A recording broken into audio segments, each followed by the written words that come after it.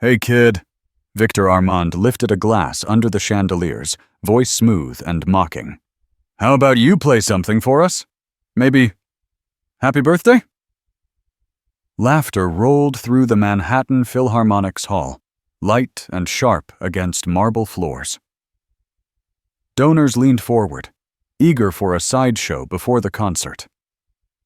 Samuel Carter stood beside the Steinway, white cane against his leg, shoulders still. 15, blind, dressed in a simple dark jacket that made the stage lights gleam against his skin.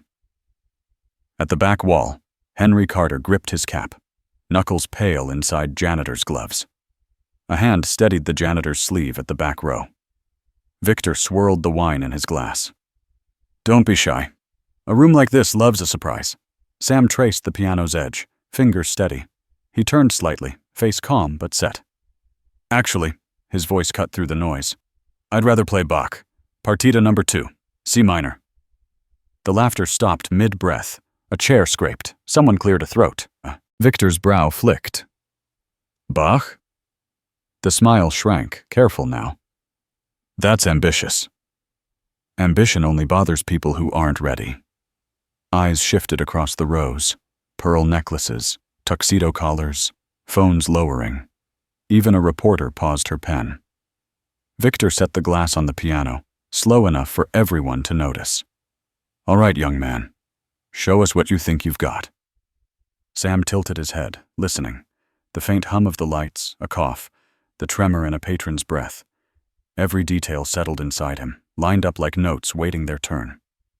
Sam moved toward the bench, sliding the cane to the side. Fingers hovered above the keys, light but ready, the hall holding still around him. The party atmosphere was gone. What remained was a challenge drawn in the air, sharp as glass. And Samuel Carter, son of the man who cleaned these floors, was ready to answer. The hall hadn't settled after Sam's answer. Murmurs pressed against the chandeliers, sharp as glass. At the rear, a man in a navy uniform watched from the shadow of a column. Henry Carter gripped his cap, knuckles white. His gaze never left the boy by the piano. Across the aisle, Maureen slipped a half-step forward, a scarf from her church choir caught at her throat. She gave Sam a single nod, calm and firm, the kind that said, "Remember why you're here." Charlotte Vale rose from the donors' table, silver rings flashing under the lights. Before we continue, she called, smooth but edged, let us acknowledge Maestro Armand, keeper of the Philharmonic's highest standards. Applause scattered, quick and obedient. Victor inclined his head, lips curling as he scanned the crowd. Charlotte is far too kind, he replied, voice polished, then let his eyes slide back to Sam. Charlotte stayed standing. Standards matter, she added, gaze lingering on the boy, especially tonight. Henry shifted, boots scraping marble. Maureen's hand flicked, a quiet order to hold steady. Two patrons in the second row whispered, eyes darting between Sam and Victor. One stifled a laugh. Another raised a phone, hesitant, but hungry for a story. Victor placed his glass on the lid of the Steinway, fingers brushing the polished wood. Mr. Carter, he said, tone light yet sharpened. Manhattan's finest are waiting. Sam's head turned slightly toward the voice. His hands hovered above the keys, not touching, claiming space. Charlotte's smile tightened. If the young man insists on Bach, she said, then surely he's ready to prove it. The laughter from earlier was gone. What replaced it was a hush, thick and expectant.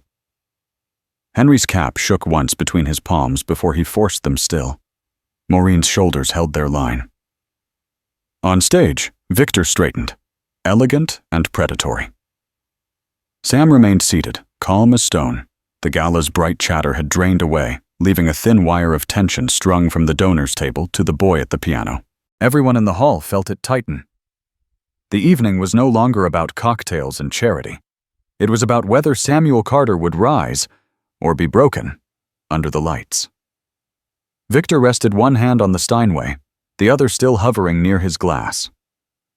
A grin cut across his face, smooth but edged. You know what I love about nights like this? He let the question ride the hush. They prove how far the arts will bend for a good headline. Look at us, diverse and modern. Pity it rarely produces talent equal to the stage. A flicker of laughter, too quick, brittle. Chairs shifted. A man near the aisle cleared his throat, then looked down at his shoes. Victor's gaze slid toward Sam, sharp as a pin. Inclusion has its limits. Sometimes it puts a spotlight on people not yet ready for the weight of real work. Charlotte Vale raised her flute, silver catching the light. At least we won't be bored, she drawled, smile tight as piano wire. More laughter, nervous this time. One patron leaned to another, whispering, "That's rough."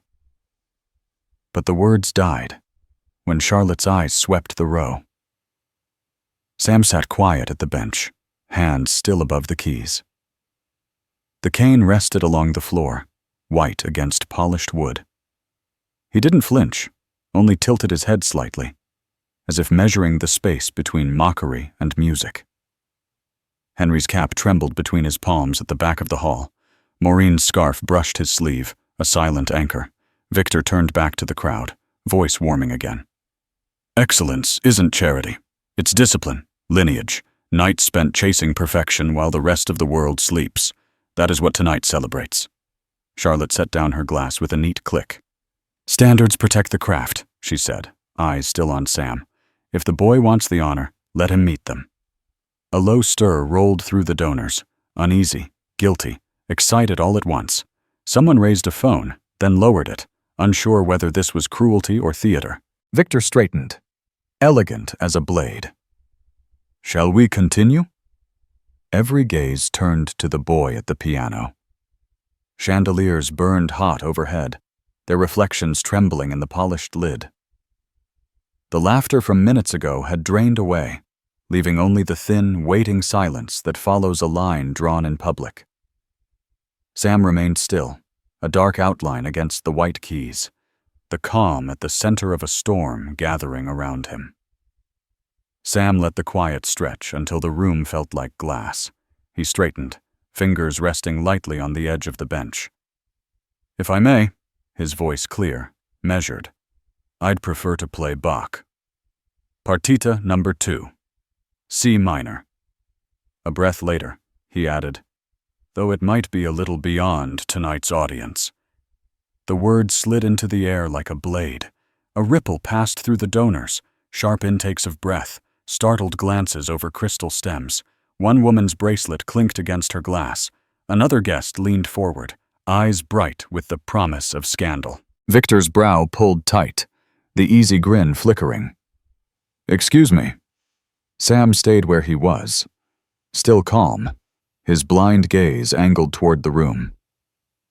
If the goal is to test whether I belong, he said, steady, I'd rather we use a piece that measures more than simple memory. Charlotte's lips curved, but the gleam behind them was predatory. Well, she murmured, our evening just became interesting. A man near the aisle whispered, Did he just... then stopped when Henry's shoulders stiffened at the back. Henry's hands gripped his cap so hard the brim bent. Maureen watched the boy on stage, chin high, refusing to blink. Victor cleared his throat, a touch too sharp. Bach's Partita? That's ambitious. Ambition isn't the problem, Sam answered quietly. Fear is. Silence spread, thicker than the laughter that had filled the hall moments ago. Even the quartet tucked in the corner had gone still, bows frozen above strings. Victor reached for his glass and set it down again, careful now. The room sensed the shift. The gala veneer stripped, leaving a contest neither side had planned, but neither would abandon. Charlotte leaned back, watching Sam as if studying a rare stone. A few donors exchanged low comments, unsure whether to root for the boy or brace for disaster. Sam let his fingers hover above the keys, not yet touching them, holding the room in suspension. His expression stayed composed, but a current ran beneath it, something unreadable, steady as a heartbeat. The lights caught the polished wood, throwing back reflections of faces caught between doubt and intrigue. The challenge had been answered, and the next move would decide whether Samuel Carter was a curiosity or a threat to everything the hall believed about who deserved its stage.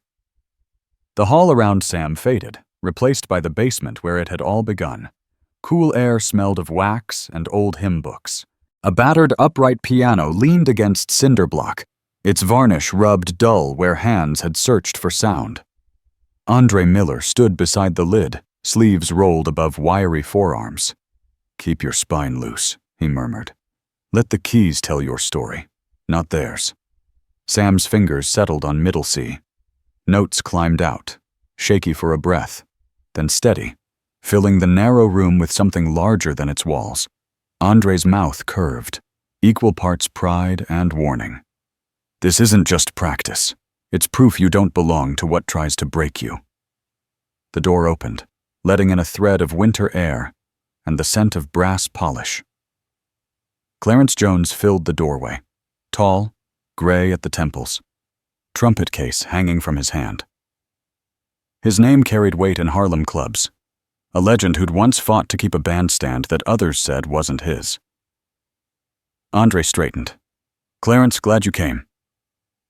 Clarence's eyes settled on Sam. "So you're the one?" He stepped closer, leaning on the trumpet case. "Show me why I should waste a night on you." Sam hesitated, then let his fingers find a line Andre had written across the margins of a hymnal.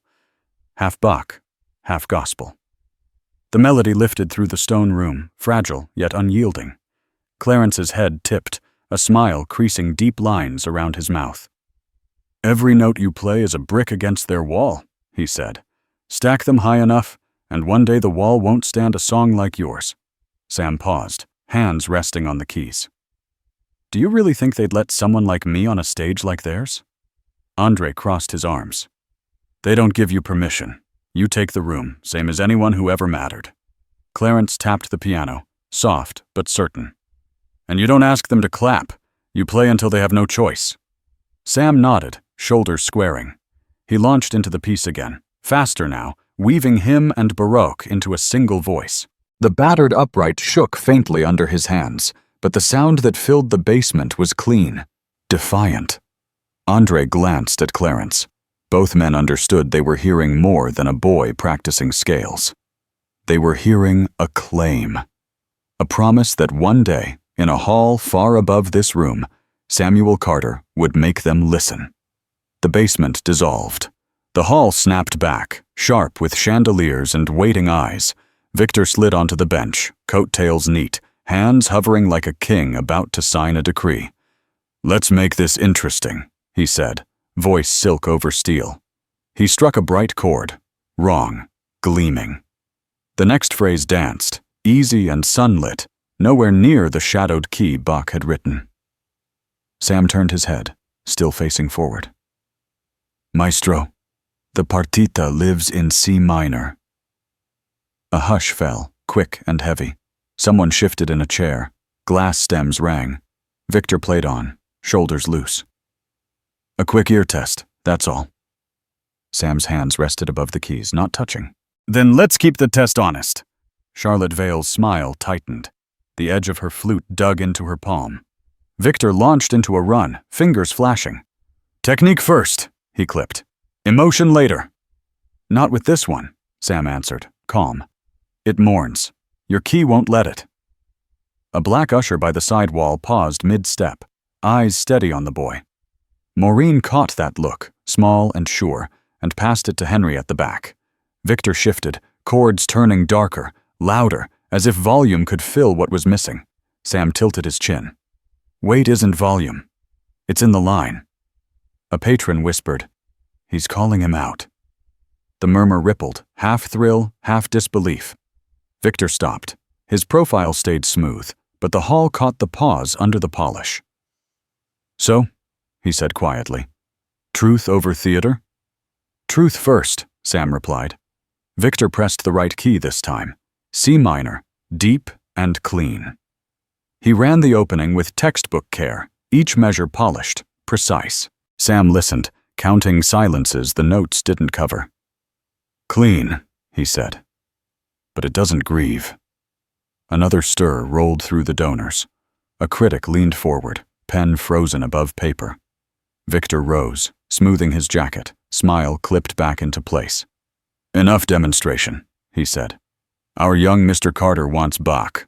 Let him prove Bach." Charlotte's gaze stayed on Victor, measuring the tremor he thought hidden. Sam bent, set his cane along the floor, and placed his fingers above the keys, still waiting. The room leaned in as one, a breath held. "C minor," he said, quiet but sharp. "Where it belongs." Victor stepped aside. The chandeliers burned hotter, their reflections trembling on the piano lid. The next sound in the room would decide who owned the night. Victor stood just off the bench, jacket sleeve brushing the polished lid. His smile had steadied, but the room could taste the strain under it. Charlotte Vale rose a fraction from her seat, silver rings catching the light. "Well," she said, voice sliding across the hush, "why don't we let the young man prove himself?" Her eyes stayed on Sam, cool as cut glass. Murmurs rippled along the rows. A man cleared his throat and straightened his cufflinks. A woman lowered her phone, not sure if this was a concert or a court. Victor's gaze swept the hall, then returned to the boy at the keys. "All right," he said, tone light but lined with warning. "But only if you're ready for everyone here to hear the truth." Sam stayed still, fingers hovering above the keys. The cane lay against the floor, pale against the dark wood. From the side wall, the black usher shifted his weight, eyes fixed on Sam with a quiet charge, half challenge, half prayer. Henry Carter clutched his cap at the back, brim crushed in his hands. Maureen brushed his sleeve, her touch small but firm, urging him to hold. Charlotte's smile sharpened. "Go on, Mr. Carter. We're waiting." The donors leaned forward, tension stretching the silence until even the chandeliers seemed to wait. Victor gestured to the bench, a courtly flick of the hand that carried more command than courtesy. "Take your seat, son. Show us if Bach trusts you as much as you trust yourself." Sam lowered himself onto the bench, slow, deliberate. He let his palms rest above the ivory, not yet pressing down. His face stayed unreadable, but a faint breath escaped. Quiet, steady, the sound of someone locking into place. Charlotte settled back into her chair, gaze unblinking. Victor stepped aside, expression polished, stance too stiff to hide the current underneath. "Whenever you're ready," he said, the words smooth but tight around the edges. The hall went still. Glass stems waited mid-air. Someone in the second row leaned forward until his tie brushed the railing. Henry's hands tightened on the cap again, knuckles white, eyes never leaving his son. Sam lifted his head, listening to the weight of the room, the held breath, the rustle of silk, the faint hum of lights. His fingers floated over the keys, a heartbeat away from sound. The gala had become something else entirely, a trial drawn by notes not yet played. The next chord would decide whether Samuel Carter stayed an interloper or claimed the hall as his own. Sam set the cane across the bench, its white shaft gleaming under the lights. He let his hands rest in his lap for a breath, then raised his head toward the waiting hall. "Before I start," he said, voice steady, cutting through the heavy air, "how many of you have ever lost everything in a single heartbeat?" The words fell like stones in water. Chairs stilled. A few patrons blinked, caught off guard. Someone near the aisle lowered a glass, fingers tightening on the stem. From the side wall, the black usher froze mid-step, eyes fixed on the boy. Henry's grip on his cap slackened, then tightened again. Maureen's scarf brushed her collarbone as she drew a quiet breath. No one spoke. Sam leaned forward slightly, fingertips grazing the keys without sound. "If you have," he continued, "you know this piece isn't about skill. It's about finding a way back from the dark." A phone screen lit in the third row, cautious at first. Then another. Tiny beacons aimed at the stage. Charlotte's gaze narrowed, unreadable behind the shimmer of crystal. Victor shifted beside the piano, the polish in his smile starting to crack. Sam sat taller, hands still hovering, waiting for the silence to settle into something he could shape. The hall felt smaller, the chandeliers brighter, as if the entire room leaned closer to hear what would come next. Sam's fingers hovered, still refusing to press the keys. His voice broke the quiet, low but clear. Before we start, there's something you should know about this music. Eyes turned toward him. Donors, critics, servers lined against the walls. Even Victor stilled. Bach wrote the Partita after losing his wife, Sam went on. Every movement carries a stage of mourning. Denial. Anger. The slow climb toward acceptance. He paused, listening to the silence take shape around his words. If you play it without that grief, you play an empty map. A faint rustle passed through the hall. Eleanor Brooks, notepad on her knee, looked up, pen poised. She studied the boy's posture, the calm weight behind each syllable. Victor stepped closer to the bench, lips forming a polite smile. Touching, he said. But let's not turn a recital into a therapy session. This is a concert, not grief counseling. Sam's head tilted, just enough to catch the sarcasm in the air. It's also not a museum for flawless hands, he answered. If you leave the wound out, you leave the truth out. A soft gasp flickered from a woman near the second row. The usher by the wall shifted, eyes locked on Sam as if urging him to keep going. Victor brushed a speck from his sleeve. History lessons are easy. Anyone can read a preface. Maybe, Sam said, but only someone who stood in that kind of silence knows where the notes belong. The room tightened again. No clinking glass, no cough. Just the weight of expectation and the boy's voice cutting through it. Charlotte Vale leaned back in her chair, eyes narrowing as she measured both men. Eleanor's pen began moving, swift strokes catching each exchange. Victor's smile thinned. You think grief is a shortcut to mastery? I think grief is the reason the piece exists, Sam replied. Technique isn't the challenge here. Honesty is.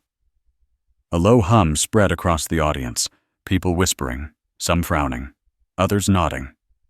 Henry at the back stood rooted, his cap pressed flat between his hands.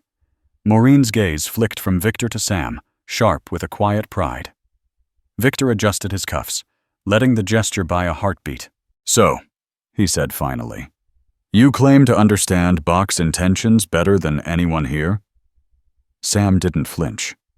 Not better, he said softly, just without pretending they don't hurt. The chandeliers threw fractured light across the piano lid, scattering on Sam's still hands. He hadn't played a single note, yet the room was already leaning toward him, caught between skepticism and the pull of something too real to dismiss. A whisper of movement stirred near the wings. Behind the velvet curtain, a man in a headset crouched by the soundboard, fingers sliding toward a single fader-marked piano. Solo mic. Victor's assistant, lean and careful, cast a glance at the maestro. Victor didn't look over, but the angle of his chin was permission enough. On stage, Sam sat steady at the bench, still explaining the shape of the music, unaware of the hands reaching for his sound. From the third row, Eleanor Brooks caught the flicker at the edge of her vision. She lowered her notepad, eyes narrowing. The technician's thumb pressed the fader halfway down. Eleanor leaned toward a nearby usher, voice barely above breath. That mic's dropping. The usher hesitated, unsure. Backstage, Eleanor said, sharper. Tell them now. The usher moved, weaving through the shadows toward the control booth. Charlotte Vale watched the small exchange with a fox's patience, lips curved, but eyes sharp. Victor cleared his throat, stepping forward as though to help. Perhaps we should move along before the crowd forgets why they're here. Sam rested his fingers on the keys, but didn't play. He cocked his head, as if sensing a tremor beneath the room's surface. The usher reappeared by the stagehand at the fader, murmuring fast. The man stiffened, hand sliding away from the knob. A faint hiss from the speakers settled back to full volume. Eleanor kept her eyes forward, pen tapping once against her pad, then still. Victor's smile didn't reach his eyes. Everything in order? Seems so, Eleanor answered without looking at him. Sam adjusted the bench, calm, unaware of the tug-of-war inches behind him. Henry shifted in the back, cap twisting between his palms. Maureen's stare moved from Victor to the side stage, suspicion narrowing her brow. Charlotte sipped her drink, gaze cool over the rim. The audience sensed something, though that they couldn't name it, the weight of an attempt that hadn't landed. A few phones rose higher, capturing faces rather than music, drawn by an undertone of trouble. Sam placed his hands over the keys again, the faintest smile ghosting his lips, as if he could feel the balance in the room tilt back toward him. The hall steadied, but not before everyone present understood. Forces in the dark had tried to mute him, and failed. Victor lowered himself onto the bench, jacket smooth, face a mask. He let one bright note hang, then snapped into motion. Scales sharp as glass, chords struck with surgical care. Every phrase landed clean, each run polished until it gleamed, but nothing underneath stirred. Charlotte Vale leaned forward, bracelets chiming. "Exquisite," she called, voice slicing the hush. Applause flicked out, neat, restrained. Victor's hands raced again, trills slicing the air. His body swayed just enough to suggest passion, yet the music felt measured, distant, like light through thick glass. Near the aisle, a black usher paused mid-step, head tilting slightly as if to say, "All touch, no heartbeat." Henry Carter stood rigid at the back, cap twisting in his grip. Maureen's gaze flicked between Sam and the piano, reading the room's unease. Victor hammered a run, fingers blurring, closing with a clipped flourish. Silence stretched a beat too long before Charlotte began to clap again, coaxing the donors to follow. The crowd obliged, tidy, polite, no swell, no release. A few exchanged quick looks, unsure whether they'd heard brilliance or an argument for something missing. Victor rose with the elegance of habit, bowing toward the boxes, toward Charlotte, toward a space just above Sam's head. The smile held, but tension pinched the corners of his mouth. Sam remained still, hands resting on his knees. He seemed to listen not to applause, but to what the notes had failed to say. Charlotte reclined, eyes narrowing as she measured both men. Victor adjusted his jacket, forcing lightness into his tone. "Your turn, Mr. Carter." Phones tilted higher, a rustle of breath sweeping the hall. The crowd sensed the real performance hadn't yet begun, and that the boy seated at the keys now held the power to decide whether this night would crown or break him. Sam sat motionless, letting the clapping drain from the room. The lid of the Steinway gleamed in fractured light, every reflection a fragment waiting to be placed. Inside, he replayed Victor's run from start to finish, each measure, every breath the maestro took between phrases. He built a quiet gallery behind his eyes, chords framed like photographs, pauses pinned like notes on a wall. He leaned a fraction closer to the keys, fingers tracing the air just above the ivory. Henry's knuckles whitened on his cap, Maureen's lips pressed tight. The black usher still watched from the aisle, posture steady, a silent witness to what was forming. Sam breathed once, slow.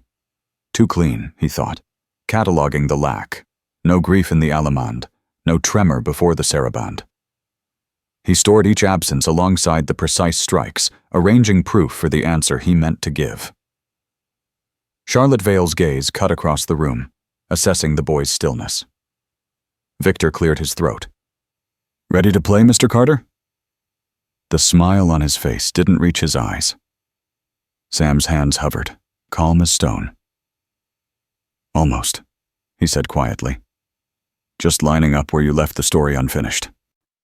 A faint stir rippled through the donors. Phones raised a little higher, as if they sensed a reveal close enough to touch. Sam closed his fingers, then let them float again, the way a photographer frames a shot before the shutter. The stage, the keys, even the weight of the air settled into place. What Victor had meant as a lesson was now evidence, every polished note, every hollow silence, ready to be turned against him. The hall dimmed in Sam's mind, replaced by the night that had stolen sight and sound from everything he knew. Rain hammered the windshield, wipers smearing the blur instead of clearing it. Henry's hands clutched the steering wheel, knuckles pale in the glow of oncoming lights. Sam sat in the back seat, his mother's scarf wrapped around him, warm with her perfume. She turned, smile soft even through the storm. "Hold tight, baby," she said. A horn split the dark, metal on metal, the world tipping sideways. Glass burst like frozen rain. Henry's shout dissolved into the roar, then silence, except for the drum of water and a ringing that grew until it filled everything. Sam woke in a hospital room, eyes bandaged, air heavy with antiseptic. Henry sat slumped in a chair, shirt torn, face hollow. "Dad?" Sam's voice was small. Henry straightened, taking his son's hand, gripping hard as if to anchor them both. "I'm here. Where's Mom?" Henry's breath shook. "She didn't make it." Sam turned his face toward the voice, blank white behind the bandages. "I can't see." Henry pressed his forehead to the boy's knuckles. "I know." He swallowed, steadying himself. "You won't see with your eyes, Sam. But you'll hear light. You'll touch it with sound." Tears slid beneath the wrappings. Henry lifted the scarf from the wreck, edges frayed. "She wanted you to play, no matter what. I'll keep you standing till you can do that on your own." Weeks later, at home, Sam sat at an old keyboard set up in the kitchen. Keys clacked under tentative fingers, tracing scales while Henry washed dishes nearby, humming scraps of gospel. "Keep going," Henry said. "Every note is you finding your way back." Sam pressed harder, letting the tones paint shapes inside the dark. Back in the hall, his hands floated over ivory, holding that memory close. The scent of rain and smoke, his father's vow, the moment when music became more than sound. It was proof he'd survived, and a map to every room that tried to keep him out. The stage blurred, giving way to another memory. Smoke-thick air and the hum of a crowded club. Clarence Jones sat across from Sam at the old church piano, sleeves rolled, trumpet case by his chair. The boy's hands hovered over the keys, waiting. Clarence tapped the wood, eyes deep behind years of stage lights. "Let me tell you something," he said. "First gig I ever landed uptown. I barely got through the first set before a manager grabbed my elbow. Told me the crowd wasn't ready for a colored horn on their stage." Sam's brows lifted, faint surprise breaking his calm. "I walked out," Clarence went on, voice steady, "then came back the next night and played hotter than fire. Didn't stop till they had to clap." He leaned closer. "You don't wait for doors to stay open. You burn through them." Sam traced a quiet chord, the low notes trembling under his fingers. Clarence watched, smile edged with challenge. "Tonight, they're watching to see if you'll fold. Don't. You carry more than yourself out there." Sam nodded once, silent. Clarence reached over, resting a firm hand on his shoulder. "Play through fire, Sam. That's how we leave something standing when they're done trying to erase us." The basement smell of wax and brass faded, replaced by the polished hush of the hall. Sam sat taller at the Steinway, Clarence's words beating in his chest like a second pulse. He thought of rain on twisted metal, of Henry's vow, of the keys that had mapped a path out of darkness. He lowered his hands closer to the ivory. In the gleam of the chandeliers, he felt the weight of a line stretching from every player who had fought to stay on a stage meant to push them off. "I'll keep it alive," he told himself, quiet as breath. Every note, a step for someone after me. Sam rested his palms against the cool edge of the keys, steadying himself as the last fragments of Clarence's voice faded. The hall was still, waiting. He drew a breath and looked toward Victor, not seeing, but centering on the faint rustle of the maestro's jacket. "Maestro," he said, clear and even, "I'd like to change how I play this." Victor arched a brow. "Change?" "Yes." Sam let the word settle. "I'll honor Bach, but I want to let another voice answer him, the one that raised me." A ripple moved through the room. Donors traded puzzled glances. Charlotte leaned forward, curiosity sharp behind her smile. "What voice is that, Mr. Carter?" Sam traced a line on the lid with his fingertips. "The songs that came through my father's radio, hymns sung when the pews were cracked and the roof leaked, the music my people carried through fire." A low murmur coursed across the rows, half intrigue, half disbelief. Someone whispered, "He's going to mix Bach with church music?" Phones lifted higher. Victor's smile thinned. This is a classical recital, not a revival. Sam turned slightly toward the sound, his calm unbroken. Then maybe it's time for a lesson about where music comes from. Charlotte hid a smirk behind her glass, eyes gleaming. Henry stood frozen at the back, cap clenched to his chest. Maureen's lips curved faintly, pride slipping through worry. The black usher by the aisle allowed himself the smallest nod. Sam adjusted the bench, fingers hovering over the keys. Bach wrote his grief, he said, voice low but firm. But grief didn't end in Leipzig. It followed us across oceans, fields, pews.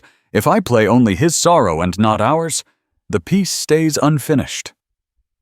The hall quieted further, the chandeliers reflecting faces caught between rules and the pull of something new. Victor stepped closer, jacket brushing the bench. You risk turning a masterwork into an experiment. Or into what it was meant to be, Sam replied. A prayer that doesn't stop at one language. A gasp broke from somewhere near the front row. A critic's pen froze mid-air. Charlotte set down her flute glass with a quiet click. I, for one, would like to hear how Mr. Carter proposes to expand the canon. Victor hesitated, caught between authority and the tide of attention shifting away from him. Sam lowered his hands, fingertips grazing the first keys like testing water. Bach will speak, he said softly, but the answer won't be silence. It'll be gospel. The words rolled through the room, electric. Some guests straightened, others whispered objections. A woman near the aisle murmured, "That's not allowed," but didn't stand. Henry exhaled slowly, eyes wet but steady. Sam leaned closer, ready. If music tells the truth, he said, then let all of it speak. The hush that followed was alive, taut as wire. The boy at the piano had just redrawn the night's map, and everyone present knew the next note would decide whether the hall belonged to tradition or to a voice it had never meant to hear. Charlotte Vale rose from her chair, glass set neatly on the table. The chandeliers caught in her rings as she turned toward the stage. Enough, she said, voice smooth but edged. We came for excellence, not experiments. Let's return the evening to its purpose. A low murmur slid through the donors, polite but uneasy. Some nodded, others kept still, eyes fixed on the boy at the piano.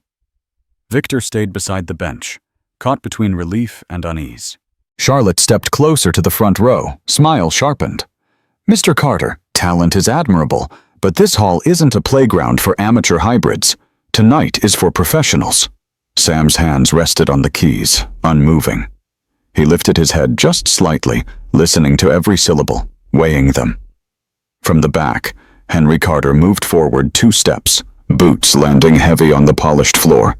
He stopped at the invisible line where carpet met stage, cap clenched in his hands, eyes locked on Charlotte. The hush thickened, waiting. Charlotte glanced at Henry, then dismissed him with a flick of her gaze, returning her focus to Sam. It's better you leave the piece as written, she continued, calm as a surgeon. A respectful exit will serve you more than a reckless stunt. Eleanor Brooks scribbled a note, her brow furrowing. She watched Henry's jaw tighten, then the boy's stillness. Sam drew a slow breath. The hall felt small now, the air heavy with choices. Charlotte faced the donors, inviting them into her authority. Shall we keep the program intact? A few murmured assent. Others hesitated, eyes sliding toward the janitor at the stage edge, his face carved from resolve. Henry didn't speak. He didn't move past the line, but his stance, feet planted, shoulders squared, broadcast a warning that words couldn't carry. Victor cleared his throat, tone too light. Perhaps we let the young man try a few bars, purely academic. Charlotte's smile stayed, but tension sharpened its edges. Academia isn't why they donated. Phones rose again, catching the tableau. Charlotte poised in velvet. Sam calm at the keys. Henry standing sentinel in the shadows. Sam lowered his hands until they hovered just above the ivory, still silent. The room leaned with him, breath held, as if deciding whose verdict would settle over the night. Charlotte's eyes narrowed, waiting for him to retreat. But the boy didn't move. His composure, steady as stone, stretched the moment until even the lights seemed to pause. What had begun as a polite gala now balanced on the edge of something raw, and every soul present felt the tremor before it tipped. Charlotte Vale rose from her chair, glass set neatly on the table. The chandeliers caught in her rings as she turned toward the stage. "Enough," she said, voice smooth but edged. "We came for excellence, not experiments. Let's return the evening to its purpose." A low murmur slid through the donors, polite but uneasy. Some nodded, others kept still, eyes fixed on the boy at the piano. Victor stayed beside the bench, caught between relief and unease. Charlotte stepped closer to the front row. Smile sharpened. "Mr. Carter, talent is admirable, but this hall isn't a playground for amateur hybrids. Tonight is for professionals." Sam's hands rested on the keys, unmoving. He lifted his head just slightly, listening to every syllable, weighing them. From the back, Henry Carter moved forward 2 steps, boots landing heavy on the polished floor. He stopped at the invisible line where carpet met stage, cap clenched in his hands, eyes locked on Charlotte. The hush thickened, waiting. Charlotte glanced at Henry, then dismissed him with a flick of her gaze, returning her focus to Sam. "It's better you leave the piece as written," she continued, calm as a surgeon. "A respectful exit will serve you more than a reckless stunt." Eleanor Brooks scribbled a note, her brow furrowing. She watched Henry's jaw tighten, then the boy's stillness. Sam drew a slow breath. The hall felt small now, the air heavy with choices. Charlotte faced the donors, inviting them into her authority. "Shall we keep the program intact?" A few murmured assent, others hesitated, eyes sliding toward the janitor at the stage edge, his face carved from resolve. Henry didn't speak. He didn't move past the line, but his stance, feet planted, shoulders squared, broadcast a warning that words couldn't carry. Victor cleared his throat, tone too light. "Perhaps we let the young man try a few bars. Purely academic." Charlotte's smile stayed, but tension sharpened its edges. Academia isn't why they donated. Phones rose again, catching the tableau. Charlotte poised in velvet, Sam calm at the keys, Henry standing sentinel in the shadows. Sam lowered his hands until they hovered, just above the ivory, still silent. The room leaned with him, breath held, as if deciding whose verdict would settle over the night. Charlotte's eyes narrowed, waiting for him to retreat. But the boy didn't move. His composure, steady as stone, stretched the moment until even the lights seemed to pause. What had begun as a polite gala now balanced on the edge of something raw, and every soul present felt the tremor before it tipped. Eleanor Brooks rose from her seat, notebook closed in her hand. Her voice slid clean through the silence. "I'd like to hear him," she said. "This might be the story we all need." Heads turned. The donors' row stiffened, caught between protocol and curiosity. Charlotte's smile froze a fraction, eyes narrowing as she measured the reporter. "Ms. Brooks, the programs change when history walks in," Eleanor replied, calm but firm. A stir swept the hall. An older black couple near the back straightened, the man adjusting his tie, the woman's hands folded on her lap as if steadying a pulse. They exchanged a look, quiet, proud, and turned their gaze toward Sam. Henry felt it too. He shifted 1 foot closer to the stun, his cap still in his hands, eyes locked on his son.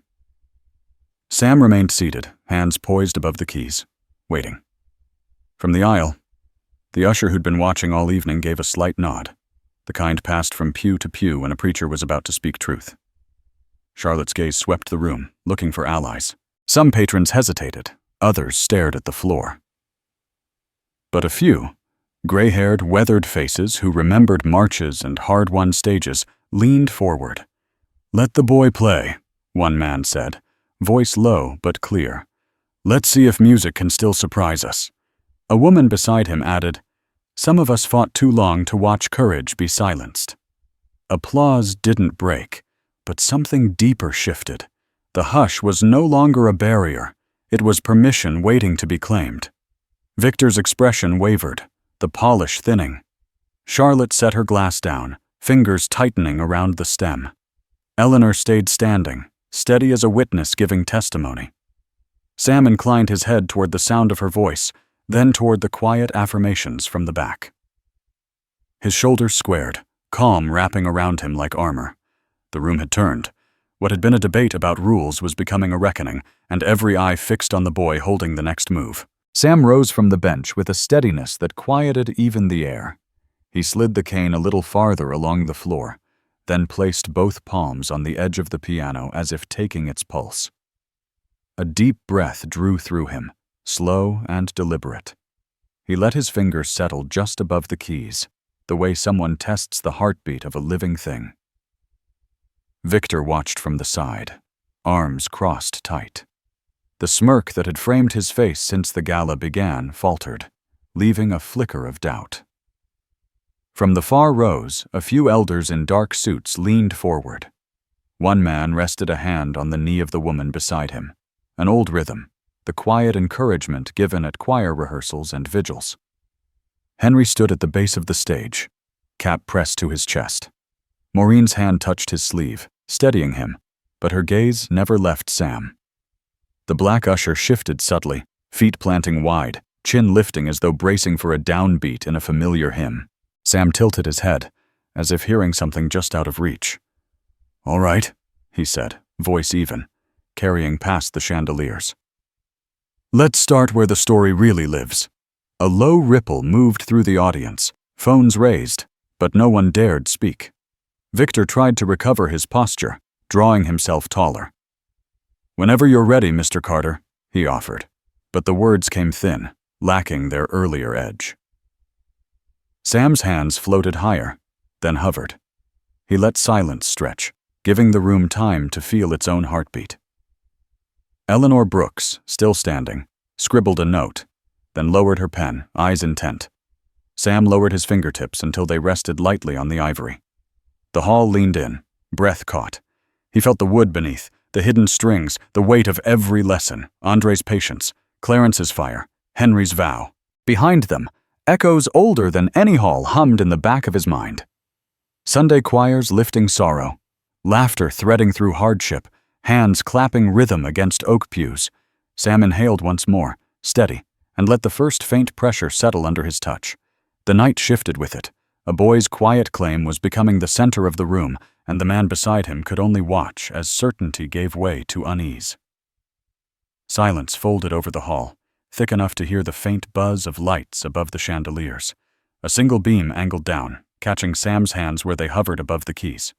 The sheen on the ivory looked almost alive, waiting for breath.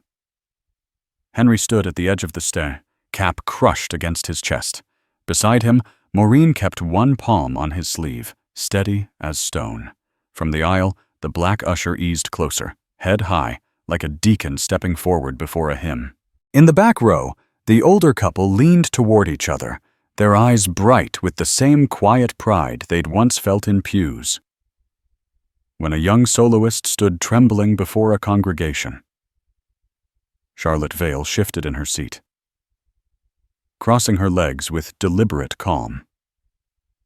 Victor remained still, but a line had settled between his brows. A shadow of doubt cutting through the practiced poise. Eleanor Brooks scribbled a quick note, then lowered her pen, gaze fixed on the boy as if she feared blinking might miss history taking root.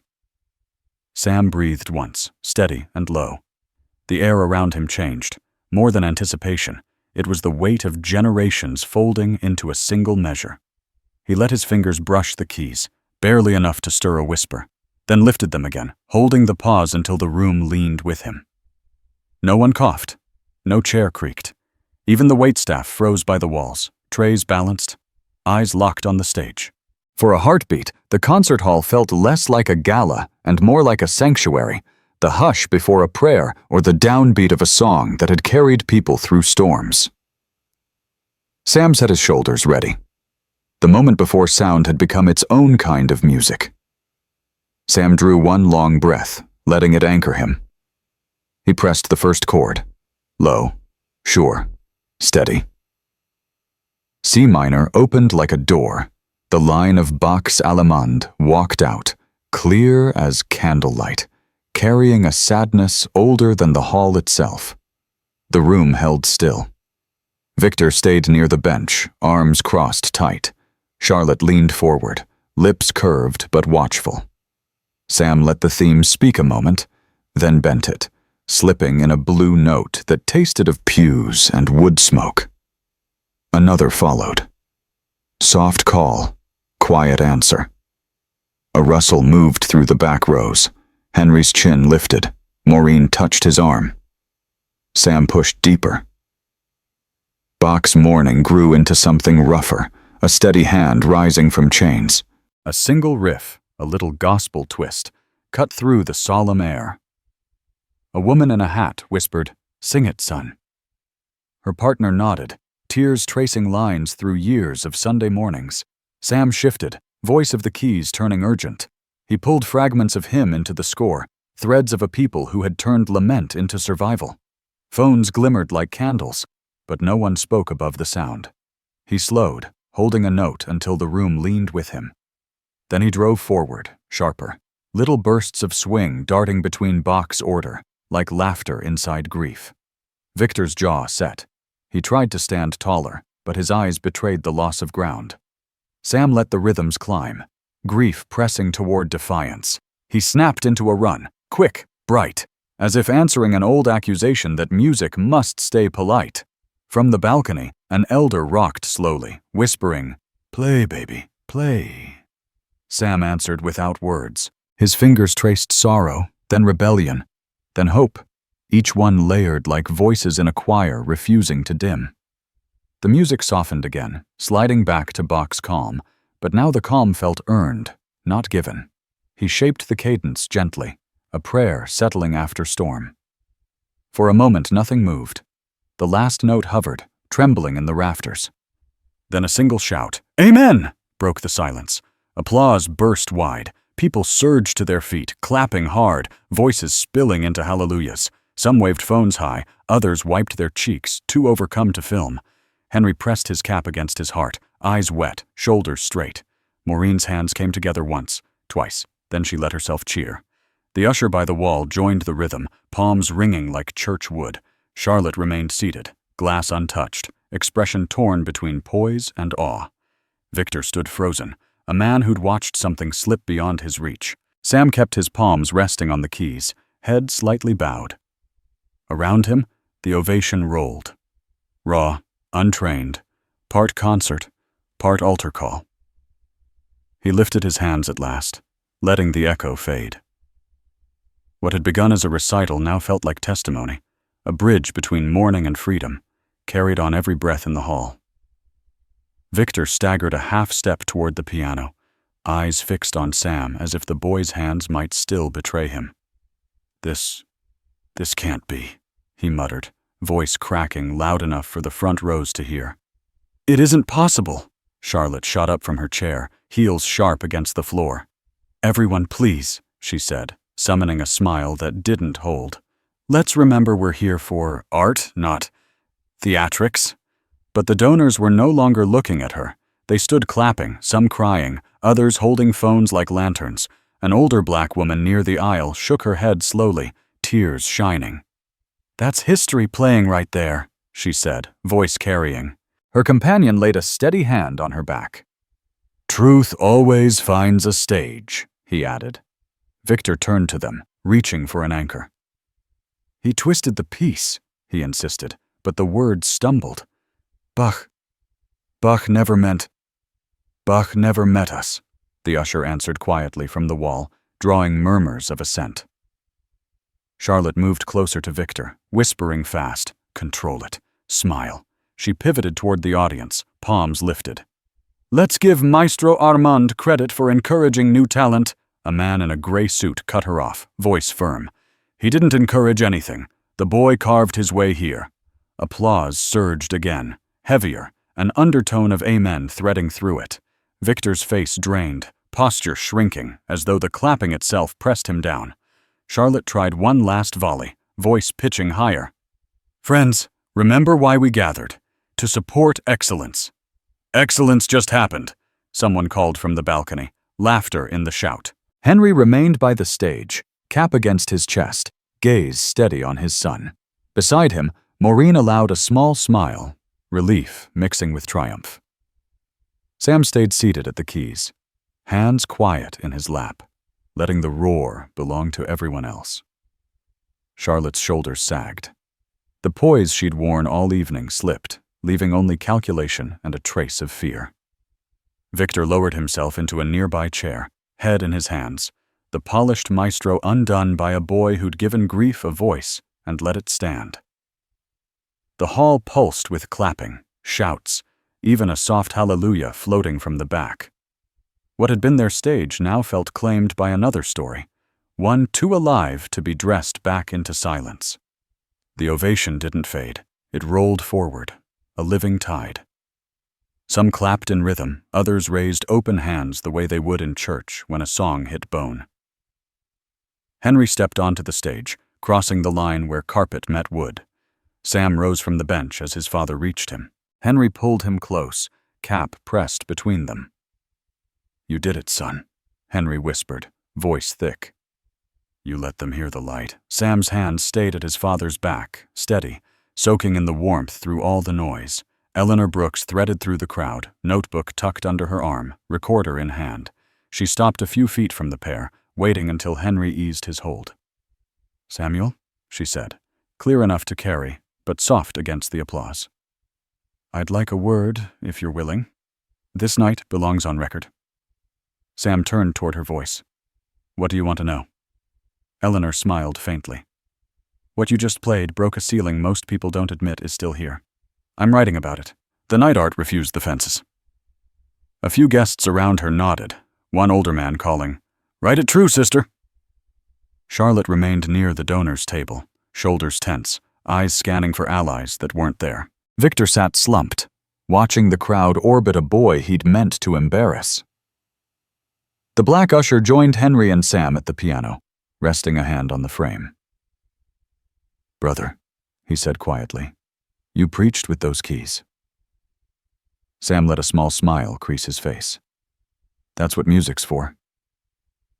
From the back, the couple who'd whispered earlier wiped tears and began clapping again, starting a rhythm that spread, hands slapping palms, echoing the call and response of a sanctuary. Eleanor lifted her recorder. "One line for the headline?" Sam tilted his head, thinking. "Music doesn't stay behind gates," he said at last. "Tonight proved it." The hall roared again. Cheers, applause, a soft hallelujah threading through velvet and brass. Henry kept an arm around his son as cameras and phones swung their way, but Sam stayed centered, calm amid the praise, as if holding space for every voice that had carried him here. Across the room, Charlotte lowered her gaze, the fight gone from her poise. Victor rubbed his forehead, a man counting the cost of his own pride. The standing ovation swelled, not just for a performance, but for a victory larger than music, a claim to belonging that no one in that hall could deny. 6 months later, winter light poured through tall windows at Juilliard. A practice room looked over the bare trees of Central Park. On the piano lid lay a frayed scarf, edges mended, folded with care. Clarence Jones stood by the door, trumpet case at his feet, faculty badge clipped to his jacket now. "Scales," he prompted, 2 fingers tapping time on the frame. Sam answered with a brisk run, then the allemande, lean and honest. The room's thin acoustics gave him nothing for free, which was the point. Clarence nodded once. "Keep the truth in it." A knock. Henry Carter's silhouette filled the glass panel, a navy jacket traded for a clean work coat. Maureen slipped in behind him with a tote of neatly folded hand towels and a thermos that smelled like cinnamon. Henry set a hand on his son's shoulder. "Proud of you, boy." Maureen offered the thermos. "For long days. Choir practice approved." Sam smiled toward them, then back to the keys. "I'll make it sing." Down the hall, A bulletin board carried a clipped headline from Eleanor Brooks's feature, "The Night the Gate Learned to Open." Underneath, a flyer announced a weekly community workshop in the neighborhood where Sam grew up. Free seats first come, elders welcome in the front row. That afternoon, a Juilliard administrator stopped by with a stack of forms. Full scholarship confirmed for next year, and Mr. Jones has agreed to formal mentorship. A brief glance at the scarf, then a softer voice. "The board is honored you're here."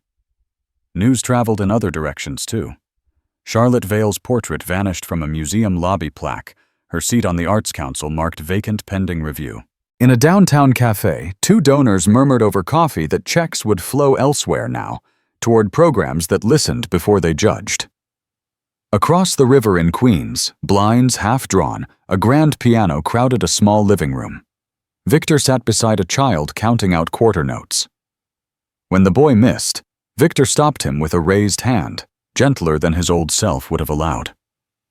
"Again," he told the kid, then quieter to the room that remembered. "But feel what it's for." Back in the practice room, Clarence placed a photocopy on the stand. Bach on the left, a spiritual refrain penciled on the right. "We'll keep both tongues fluent," he said.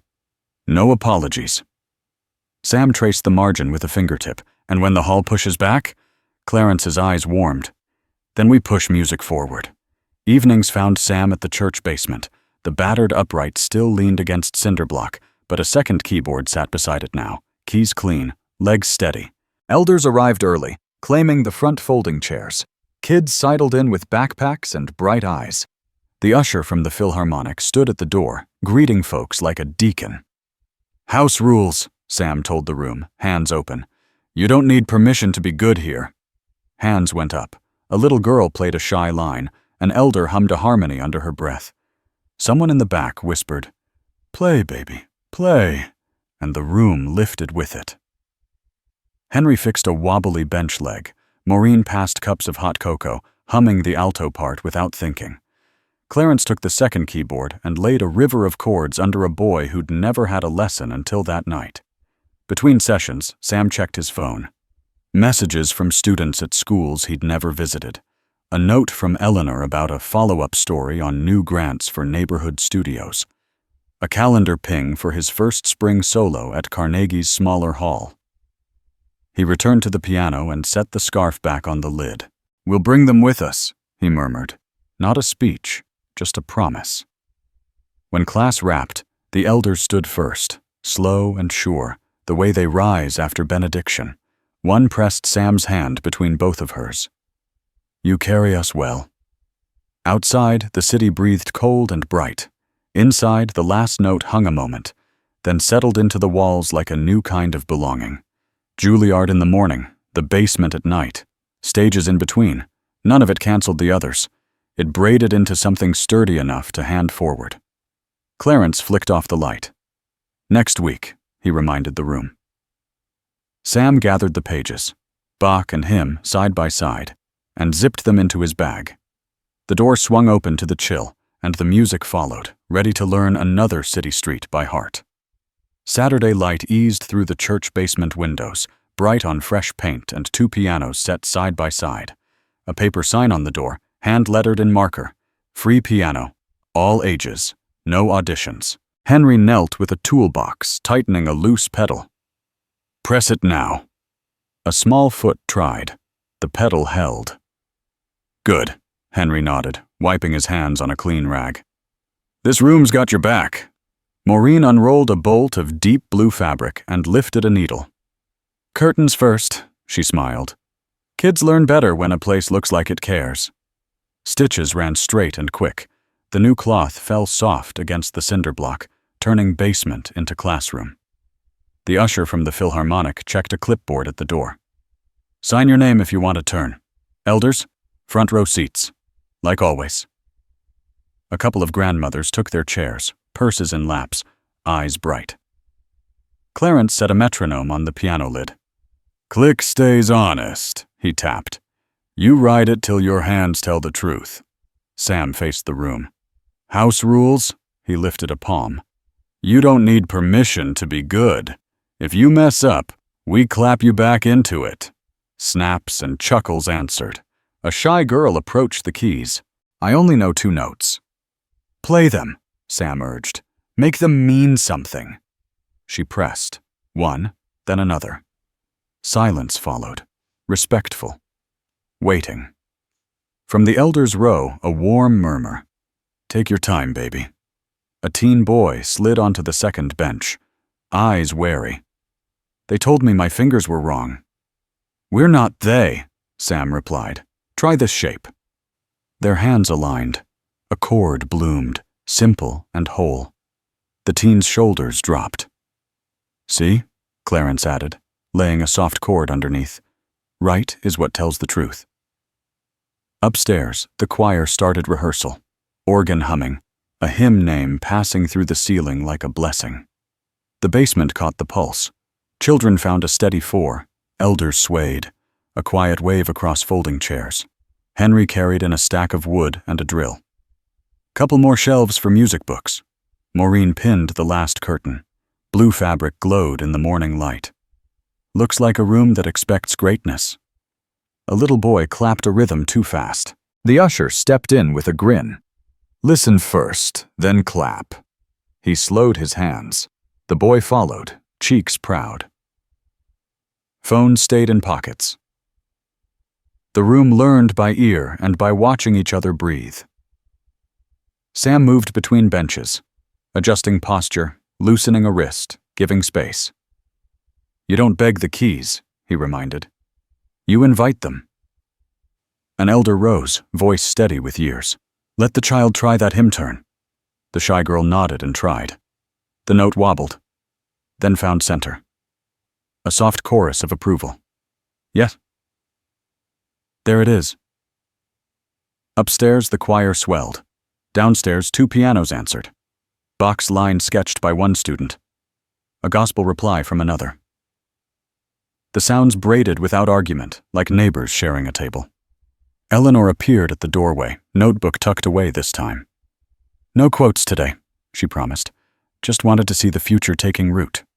Sam touched the frayed edge of the scarf folded on the lid. Pull up a chair. The class grew louder. Instruction, laughter, small victories. Henry drilled the last screw. Maureen gathered stray threads from the floor. Clarence clicked the metronome off and let the room hold its own time. Again, Sam called, gentle but sure. Notes rose, steadier now. Upstairs, the final chord of the hymn settled. Below, the children's cadence carried it forward. No plaques, no speeches, just keys answering voices and voices carrying keys. Legacy didn't sit on a pedestal. It lived here, stitched into new curtains, screwed into solid shelves, taught hand to hand until the room itself remembered how to sing. The last afternoon sun slanted through the church windows, pooling gold across the new curtains. Children packed their books, laughter echoing under the low ceiling. Henry tightened the final screw on a bench, then glanced toward the piano. Sam sat there alone for a moment, hands resting lightly on the keys, letting the hush settle around him. Maureen gathered stray threads from the floor, humming a soft gospel line. Clarence leaned in the doorway, trumpet tucked beneath one arm, eyes warm with quiet pride. One of the elders touched Sam's shoulder. You gave them more than music today, she said. Sam smiled, small and steady. They gave me more than I lost. The room thinned until only family and a few neighbors remained. Henry walked over, resting a broad hand on his son's back. That was you once, boy, he murmured. Tiny, scared, still showing up. Sam turned toward him, eyes clear. And you stayed. Outside, a faint breeze carried voices from the sanctuary upstairs, choir finishing a hymn, steady and full. It drifted down the stairwell, folding into the quiet of the basement. Eleanor Brooks stepped in from the hall, recorder off. Just a smile. Headline or not, she said, some nights deserve to breathe without ink. Sam nodded. Music already wrote it.